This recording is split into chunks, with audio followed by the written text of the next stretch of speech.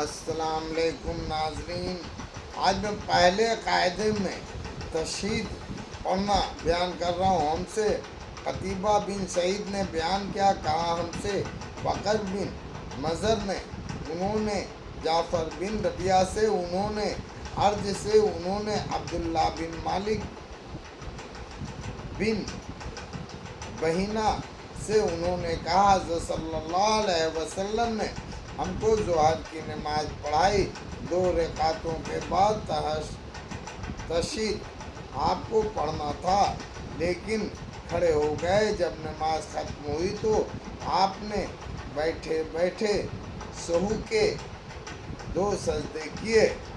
دوسرے قاعدے میں تشہد پڑھنا ہم سے ابو نعیم فضل بن وقین نے بیان کیا کہا ہم سے امس نے، انہوں نے شفیق بن سلمہ سے، انہوں نے کہا عبداللہ بن مسعود نے کہا ہم پہلے پہل جب حضرت صلی اللہ علیہ وسلم کے پیچھے نماز پڑھا کرتے تو سلام کے وقت یوں کہتے، جبرائیل پر سلام اور میکائیل پر سلام اور فلاں پر سلام، فلانے پر سلام، اللہ پر سلام۔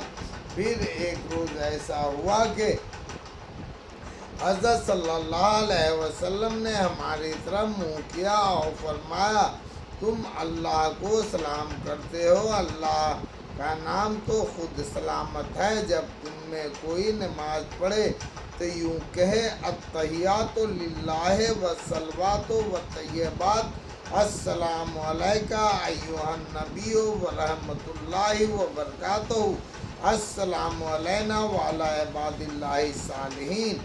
جب تم یہ کہو گے تو تمہارا سلام آسمان اور زمین میں جہاں کوئی اللہ کا نیک بندہ ہے اس کو پہنچا دے گا۔ اشہد ان لا الہ الا اللہ و اشہد ان محمد عبدہ و رسولہ۔ پھر کہو تشہد کے بعد سلام سے پہلے کیا دعا پڑھیں؟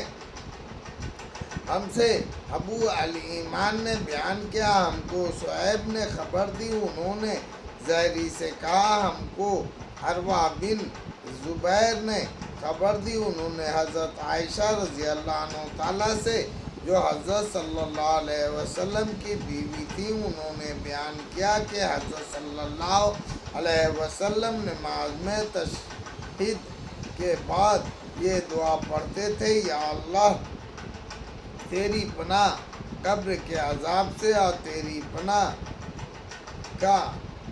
دجال کے بہکانے سے، اور تیری پناہ زندگی اور موت کے فتنے سے، یا اللہ تیری پناہ گناہ سے اور قرض داری سے۔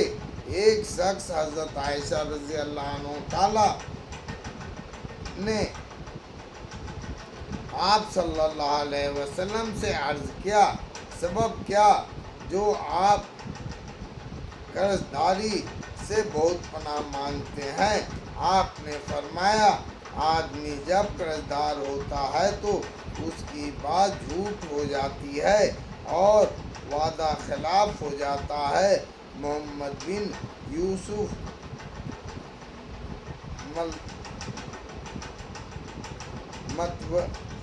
متروری نے کہا امام بخاری نے کہا میں نے خلف بن عمر سے سنا مسیحا اور مسیح میں کچھ فرق نہیں، دونوں ایک ہیں۔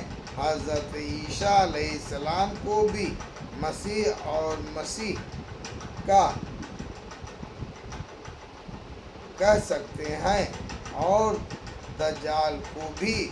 اور اگلی سند سے زہری سے روایت ہے، انہوں نے کہا مجھ کو عروہ بن زبیر نے خبر دی کہ حضرت عائشہ رضی اللہ عنہ تعالیٰ نے کہا میں نے حضرت صلی اللہ علیہ وسلم سے سنا آپ نماز میں دجال کے بہکانے سے پناہ مانگتے تھے۔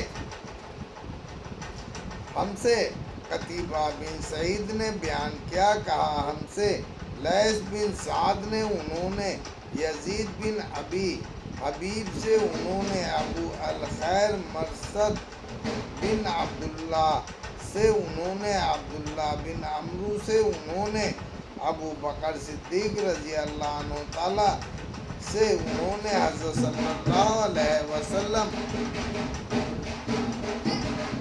से अर्ज़ किया, मुझे कोई ऐसी दुआ सिखाइए जिसको मैं पढ़ा करूं।